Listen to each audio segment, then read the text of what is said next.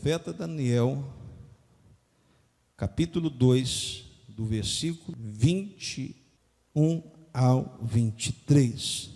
Quem achou, diga amém. Ele muda os tempos e as horas, ele remove os reis e estabelece os reis, ele dá sabedoria aos sábios e ciência aos entendidos, ele revela o profundo e o escondido, conhece o que está em trevas e com ele mora a luz. Ó Deus de meus pais, eu te louvo e celebro, porque me deste sabedoria e força, e agora me fizeste saber o que te pedimos, porque nos fizeste saber este assunto do rei. Vou repetir o versículo 22. Ele revela o profundo e o escondido, e conhece o que está em trevas, e com ele mora a luz. E conhece o que está em trevas. Deus sabe quem está andando na luz. Deus sabe quem está aqui nesta noite vivenciando luz, luz do céu, presença de Deus. Será que tem alguém nesta noite aqui que está na luz, que está na luz, que está na luz? Crente não pode ter nenhuma sombra de trevas. O nosso Pai é o Pai das luzes. Deus não tem variação de humor. Deus não tem variação. Uma hora ele é luz e outra hora ele é treva. Quem é de Deus é da luz. Quem é de Deus é da paz. Quem é de Deus é da bênção. O plano de Deus para Israel começa com a chamada de um homem que vivia no meio da idolatria, um homem que vivia no meio de um povo que cultuava deuses em Ur dos Caldeus. Este homem, ele acredita que existe uma força sobrenatural, ele acredita que existe uma força maior, além das imagens, além das esculturas. Ele acredita e confessa: existe um Deus no céu, um Deus poderoso, um Deus majestoso. Quando isto brota no coração de Abraão, Deus então chama Abraão. Deus gosta de pessoas que se aproximam dele. Deus gosta de pessoas que acreditam nele. Deus gosta de pessoas de uma fé fervorosa, de uma fé autêntica. Quando Deus percebe em Abraão uma fé autêntica, Deus faz uma promessa na vida deste homem. E esta promessa, ela é muito ampla, porque ela não é só uma promessa, ela é um projeto de salvação para a humanidade. Ela é um projeto salvífico para a humanidade. Então não é simplesmente um chamado, é um grande projeto de Deus. Deus vai e direciona-se a Abraão e diz a ele: ei Abraão, lê com a gente, Gênesis capítulo 12, do versículo 1 ao versículo 3. Olha o projeto de Deus, olha o interesse de Deus na vida de quem tem fé, na vida de quem é autêntico, na vida de quem é obediente. Gênesis 12, de 1 ao 3. Vamos ver onde começa o projeto de Deus para a nação de Israel. Onde começa o projeto de Deus, não somente para Israel, mas para toda a humanidade. Ora, o Senhor disse a Abraão: sai da terra, da tua terra e da tua parentela e da casa de teu pai. Primeira coisa que Deus pede a Abraão: Abraão, eu tenho algo para realizar na sua vida, mas aonde você está, eu não consigo realizar nada. Aonde você está caminhando, aonde você está convivendo, meu irmão, tem hora que Deus vai falar com você: ei, sai daí, sai deste lugar, porque eu quero te separar, eu quero te ungir para fazer algo sobrenatural na tua vida. Sai do meio deste povo de mentalidade idólatra, de mentalidade sublevadora, porque eu quero te abençoar. Sai da tua terra, sai da tua parentela, porque para a terra que eu te mostrarei, e far-te-ei uma grande nação. Olha o que Deus faz, irmão. Deus pega um homem do nada, uma pessoa desconhecida e libera uma promessa na vida dela: sai da tua terra, da tua parentela, porque eu vou fazer de você uma grande nação. Ou seja, Deus está falando: eu vou te abençoar, eu vou te engrandecer. Meu irmão, ouça a voz de Deus: eu farei de ti uma grande nação. Meu irmão, hoje as três principais religiões do mundo, o islamismo, o judaísmo, o cristianismo, todos conhecem esse nome chamado Abraão. Abraão, a palavra de Deus se cumpriu nos dias de hoje, porque Abraão é considerado o pai da fé. E abençoar-te-ei, e engrandecerei o teu nome, e tu serás uma bênção. Opa! E abençoar-te-ei. Deus, quando me chama, Deus me prospera.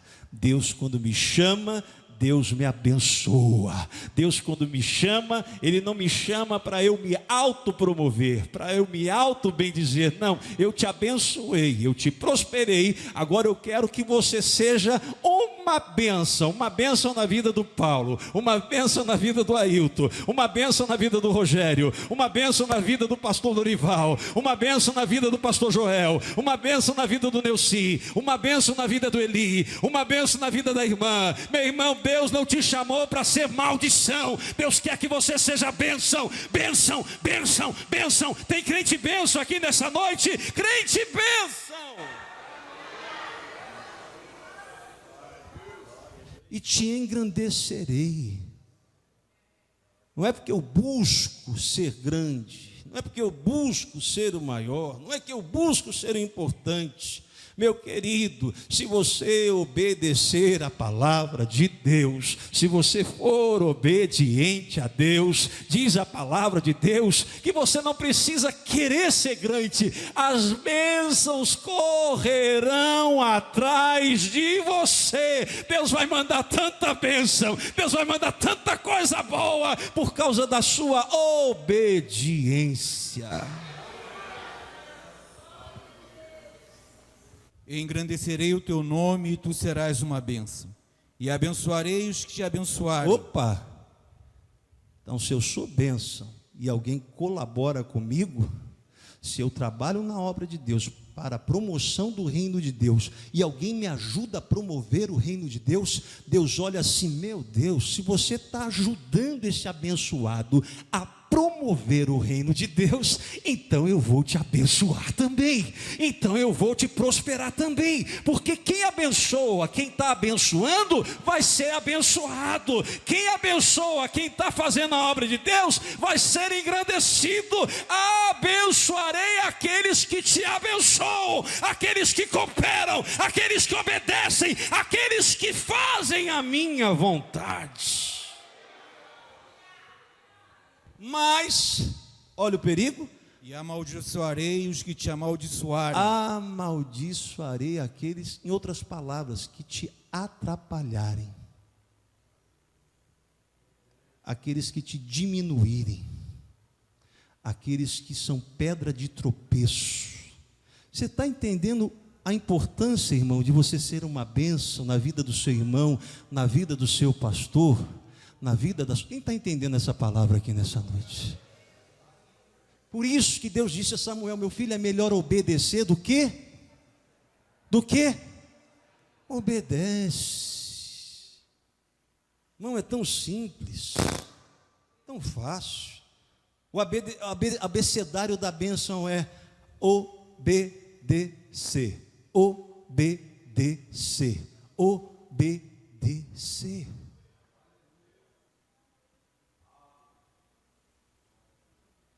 Aí Deus cria este homem neste princípio. A nação de Israel nasce debaixo de uma bênção. Farei o seu nome grande, te abençoarei, te prosperarei, te protegerei do mal. Deixa comigo. Estão te amaldiçoando, estão te afrontando, te praguejando. Não se preocupe. O Senhor pelejará a tua peleja. descendentes de Abraão, os filhos de Israel foram altamente privilegiados como nenhuma outra nação foi, irmão. Deus escolheu a nação de Israel para o estabelecimento do seu plano salvífico, beneficiando toda a humanidade. Israel tinha que ser santo, porque as leis mosaicas rígidas, olho por olho, dente por dente, meu irmão, a natureza humana ela é deplorável. Se não houvesse naquela época essas regras, jamais Israel propiciaria a Virgem Maria. Jamais seria possível a promessa de Gênesis 3,15 se cumprir. Da semente da mulher nasceria um que esmagaria a cabeça da serpente. Por isso que Deus cria Israel, para propiciar dessa nação a salvação da humanidade. Olha que privilégio! Irmãos, eu quero falar com você aqui que Israel é a nação eleita por Deus, escolhida, bênçãos de Deus para com Israel, eleição, Êxodo 19:6. Eu te elegi, eu te escolhi, eu te separei. E vós sereis reino sacerdotal e povo santo. Estas são as palavras que falarás aos filhos de Israel. E vós sereis povo sacerdotal, povo santo. Deus usa o pastor, mas usa você. Deus usa o evangelista, mas você é sacerdócio real, nação eleita, povo adquirido. Meu irmão, você também pode pregar, você também pode orar, você também pode evangelizar. Deus quer te usar, Deus quer te usar. Oh, você é povo santo.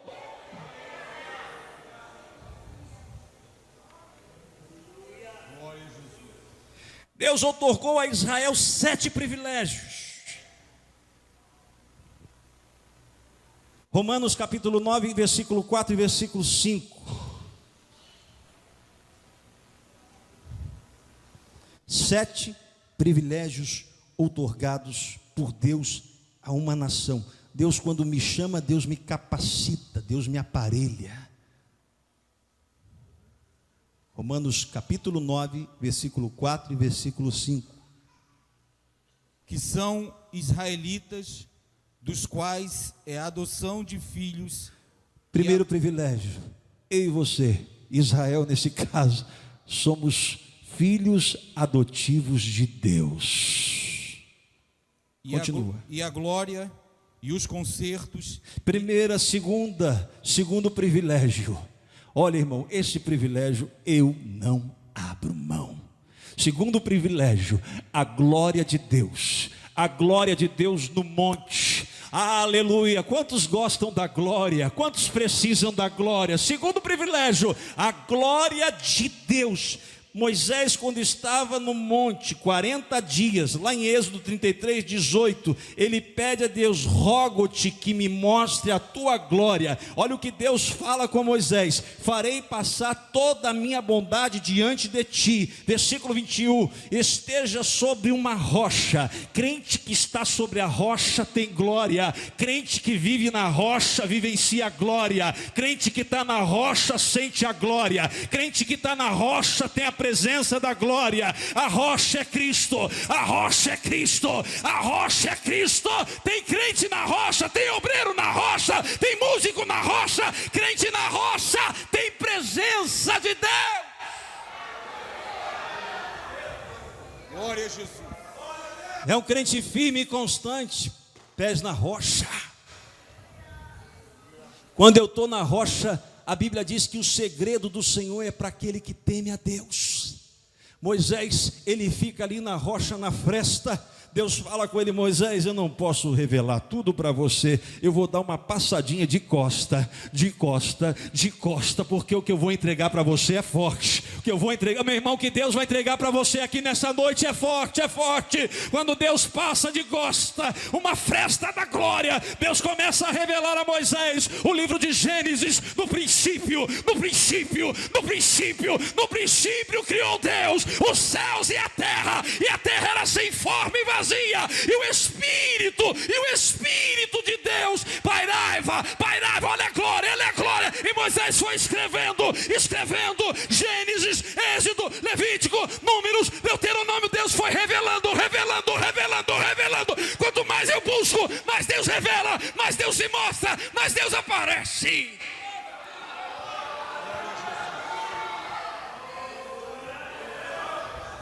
Quem está entendendo esse negócio aqui?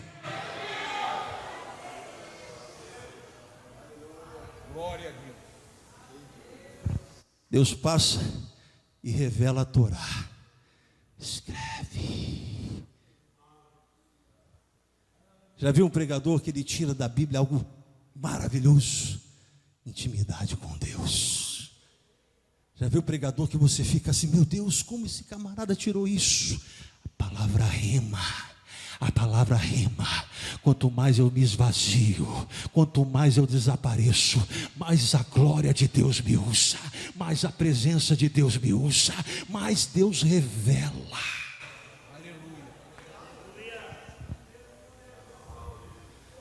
Será que tem alguém sentindo essa glória aqui nessa noite?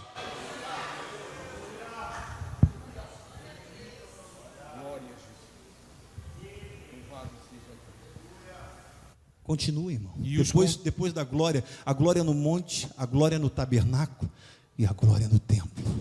Depois o irmão falou de aliança. E os concertos. Concerto de Abraão, concerto de Moisés, concerto de Davi. Quem está percebendo os privilégios de Deus para Israel?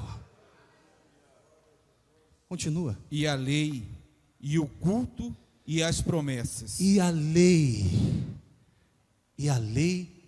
e o culto. Vou repetir, e o culto, privilégio de Deus, consistia no serviço espiritual. E o culto tem louvor, o culto tem adoração, o culto tem profecia, o culto tem promessa. Enquanto o pastor prega, Deus libera a promessa. Enquanto o pastor prega, Deus libera a profecia. Enquanto o pastor prega, Deus libera a bênção. Tem gente que pega, tem gente que quer, veio por culto, mas acredita na promessa, veio para o culto, mas veio adorar, veio para o culto não para observar o pastor, criticar o pastor, mas veio para glorificar a Deus.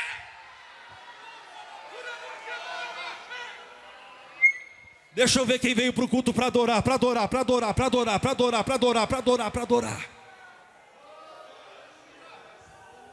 Isso aqui não é palestra, isso aqui não é seminário intelectual. Isso aqui é a casa de Deus, casa do Deus vivo. Para de ficar criticando, analisando, murmurando. Venha para a casa de Deus para adorar. Glória a Jesus. Quem está sentindo a presença de Deus aqui? Culto, privilégio, irmão. Quanta gente queria estar na casa de Deus agora cultuando e não pode. Quanta gente, Wellington, com a sua permissão, posso falar do seu testemunho? Levanta a mão assim. Esse homem estava lá na cadeia. Durante um tempo da sua vida. Tinha liberdade para adorar, irmão, lá dentro? Você tinha vontade de estar no culto? Você queria estar nesse lugar? Está gostoso estar aqui na casa de Deus? É gostoso estar sentado aqui sentindo a presença de Deus? Privilégio.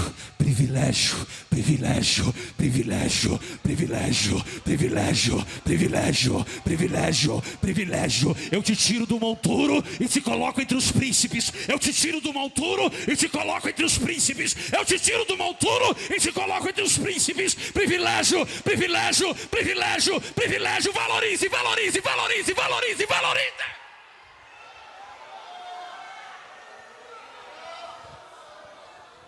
Você não está no teatro, você está na presença do Deus vivo.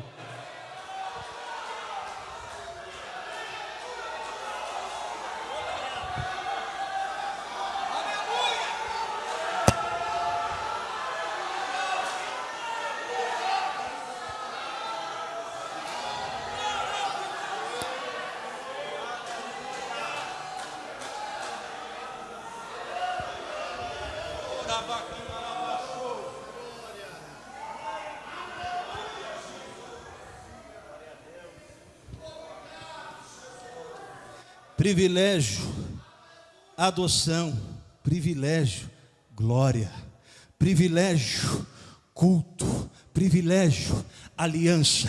Nós estamos debaixo da nova aliança, nova aliança, nova aliança, nova aliança. Quantos fizeram aliança com Cristo? Quantos fizeram aliança com Cristo?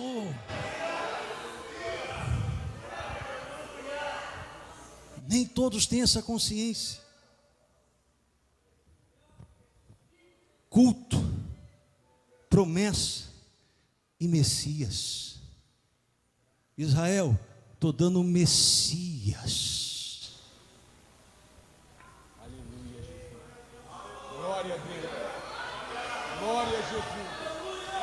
Israel, de ti sairá o Messias.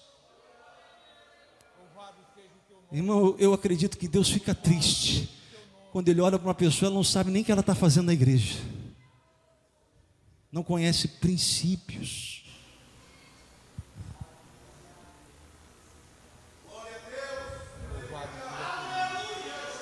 Deixa eu falar uma coisa para você. Israel rejeitou a Cristo. O maior privilégio Israel rejeitou. Evangelho de João, capítulo 1, versículo 11. Veio para o que era seu, e os seus não o receberam. Veio para o que era seu. Você não quer. Não quero obedecer. Vou fazer do meu jeito. Vou fazer da minha forma. Meu irmão, obediência é tudo na casa de Deus. Aprenda esse princípio. Lá na carta aos Hebreus, obedecer aos vossos. Quem conhece esse texto? Obedecer aos vossos pastores, porque eles zelam pela vossa alma. Se você não fizer isso, isso não vos seria útil.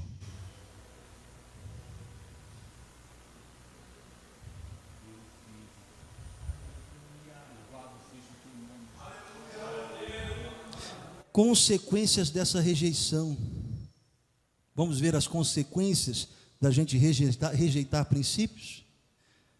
Os ramos foram quebrados. Deus quebrou ali, paralisou a promessa. Israel, opa, vou quebrar aqui um pouquinho essa promessa, que vocês desobedeceram. Vou dar uma pausa. Romanos capítulo 11, versículo 17. E se alguns dos ramos foram quebrados, e tu, sendo jambuzeiro, foste exertado em lugar deles, e feitos participantes da raiz e da seiva da oliveira. Aleluia, Deus quebra os ramos de Israel, e aí entra a igreja do Senhor Jesus sendo enxertada. Oh, nós estamos na dispensação da graça. Oh, o plano de Deus agora é comigo, com você, comigo e com você. Israel está no pause, agora a promessa é eu e você, jambuzeiro. Nós não valíamos nada, eu não sou nada, mas quando a graça me alcança, quando a misericórdia me alcança, a glória de Deus me restaura. Consequência, ramos quebrados, suja a igreja. Jambuzeiro, igreja de Cristo, somos nós, os gentios.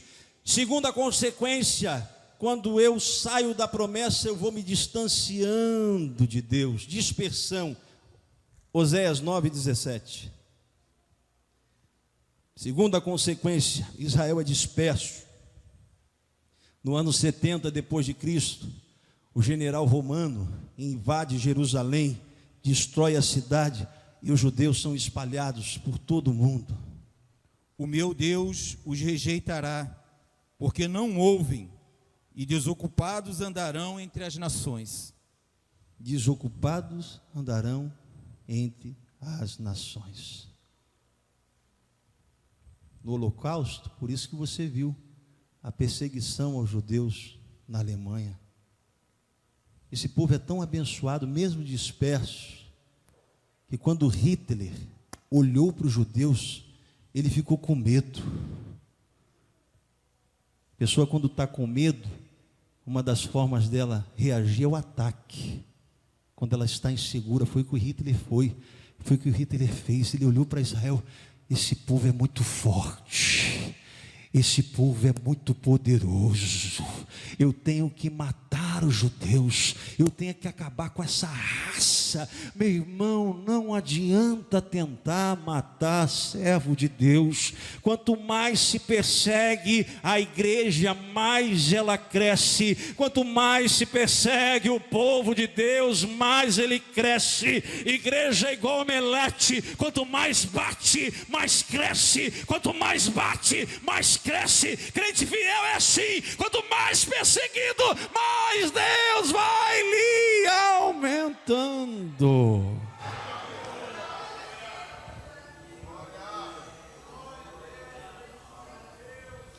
Ramos quebrados, dispersão, casa ficou deserta.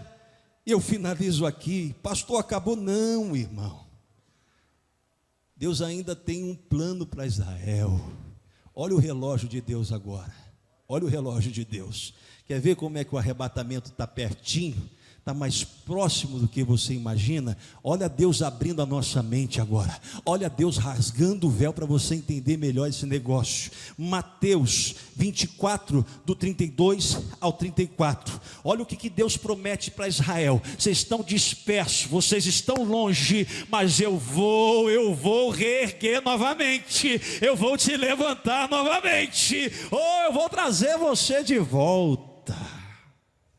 Arrependei, pois esta parábola da figueira, quando os seus ramos se tornam tenros e brotam folhas, sabeis que está próximo o verão. Igualmente, quando virde todas essas coisas, sabei que ele está próximo, às portas. Em verdade vos digo que não passará esta geração sem que todas essas coisas aconteçam. O céu e a terra passarão, mas as minhas palavras não hão de passar. Quando a figueira brotar. Pastor, o que a Bíblia está dizendo? Deus não quebrou a figueira? Eles não se dispersaram? A figueira não secou? Mas olha a profecia. Quando a figueira brotar, Jesus estava falando que a nação de Israel ia ressurgir novamente. E quando a nação de Israel ressurgisse novamente, ele disse: preparai-vos, porque é um sinal que a minha vinda está muito próxima. No ano de 1947, 29/11, olha o cuidado especial de Deus com Israel. Por isso que a Bíblia fala: orai por Israel. Por isso que a rede esgoto de televisão vive batendo Israel, porque é a força do mal contra o bem. O chanceler, olha só que bênção para o nosso país. Lá na ONU, em Nova York, nos Estados Unidos, o chanceler brasileiro Oswaldo Aranha presidiu a sessão da ONU, onde num só dia, nação Israel ressurgiu, a figueira brotou, depois de 2000 anos, Israel surge novamente, como nação, pensaram que estava morta, pensaram que tinha acabado o projeto de Deus, mas na nossa era, 1947, foi voltado. Olha a figueira, olha Jesus voltando, olha Jesus voltando. Glória a Jesus. A oficialização de Israel como nação foi no dia 14 de maio de 1948. Eu finalizo aqui. Isaías 66, 8. Mais uma promessa de Deus para Israel. Isaías 66, 8.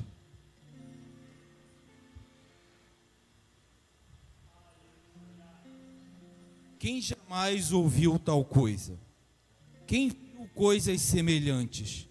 Poder-se-ia fazer nascer uma terra em um só dia? Nasceria uma nação de uma só vez? Mas Sião esteve de parto e já deu à luz seus filhos. Quantos acreditam na palavra de Deus? Quantos acreditam na palavra de Deus? Israel ressurge. Irmão, quando Deus levanta, entenda isso, não vai ser fácil. Os árabes se mobilizaram para tentar impedir que a figueira brotasse. Acontece a guerra da independência. Como é que pode um país pequenininho, o bichinho de Jacó, que acabou de surgir como nação, venceu os árabes? Como é que pode? Depois acontece a guerra dos 6 dias, e o bichinho de Jacó venceu a potência do Egito e da Síria. Como é que pode uma nação que acabou de nascer venceu a guerra do Golfo Pérsico? Sabe o que é isso? É palavra de Deus, é palavra de Deus. Um homem de Deus vale por 1000, um homem de Deus vale por 1000, uma mulher de Deus vale por 1000. Você pode ser pequeno aqui na terra, mas aos olhos de Deus você é grande, é grande, é grande, é grande. Se coloque de pé glorificando o nome do Senhor Jesus.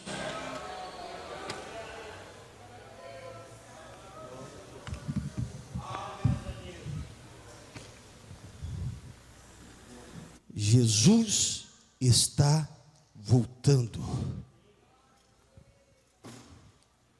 E um dos sinais do arrebatamento da igreja é a reconstrução do 3º templo de Jerusalém. E você sabia que os judeus já prepararam todos os utensílios para a inauguração? Prepara-te, ó igreja, para te encontrares com o teu Deus.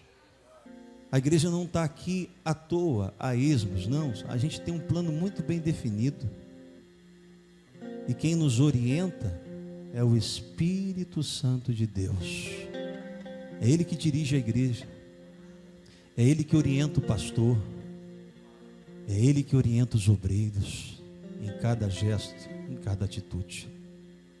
E é Ele que vai nos conduzir aos céus e nos entregar a Cristo, como Eliezer entregou Rebeca a Isaac. Uma palavra de edificação. Aqueles que estão saindo daqui abençoados, dê a Ele o melhor, glória a Jesus.